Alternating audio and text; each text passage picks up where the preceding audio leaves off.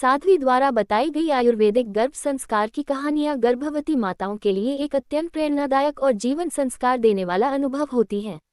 ये कहानियां केवल मनोरंजन नहीं, बल्कि शुद्ध विचार, भावनात्मक शांति और शिशु के चरित्र निर्माण की नींव रखने वाली होती हैं।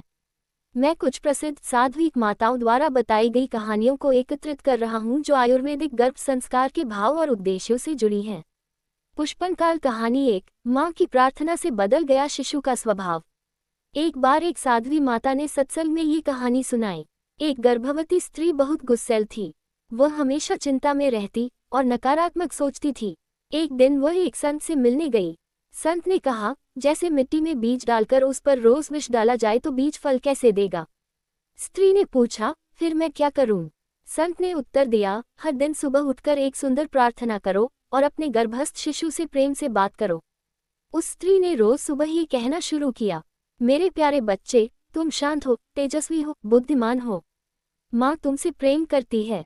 9 महीने बाद उसका बेटा अत्यंत शांत स्वभाव और बुद्धिमान निकला। साध्वी माता कहती है कि माँ का मन ही गर्भ का वातावरण है। पुष्पनकाल कहानी 2, श्रवण कुमार की माँ का संस्कार। साध्वी वृंदा कहती हैं, शास्त्रों में श्रवण कुमार का उदाहरण आता है, जो अपने अंधे माता पिता को कांवर में बिठाकर तीर्थ कराने गया। क्या ये संस्कार केवल शिक्षा से आए? नहीं, ये संस्कार गर्भ से ही दिए गए थे। उसकी माता गर्भ में रहते हुए संतों के उपदेश सुनती थी, भक्ति करती थी। परिणाम स्वरूप संतान ऐसी सेवा भाव वाली हुई। ये कहानी गर्भ संस्कार की शक्ति को स्पष्ट करती है। पुष्पनकाल कहानी 3, अभिमन्यु और चक्रव्यूह एक चेतावनी। साध्वी रूपलाजी कहती हैं, महाभारत में जब अभिमन्यु गर्भ में था, तब अर्जुन ने सुभद्रा को चक्रव्यूह भेदन की विधि बताई। गर्भस्थ अभिमन्यु ने वह सुना और समझा, लेकिन सुभद्रा सो गई, इसलिए अंत का भाग नहीं सुन पाए। ये कहानी बताती है कि गर्भस्थ शिशु कितना सुनता और समझता है, इसलिए गर्भावस्था में जो सुना जाए वह बेहद सतर्कता से चुनना चाहिए। पुष्पनकाल कहानी 4, प्रहलाद की माँ और भगवान नारायण की भक्ति।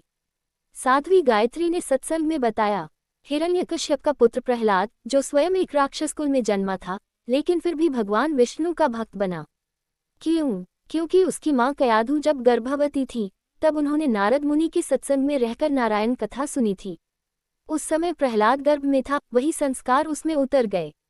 पुष्पनकाल कहानी 5, गांधी जी की माँ पवित्रता का प्रभाव।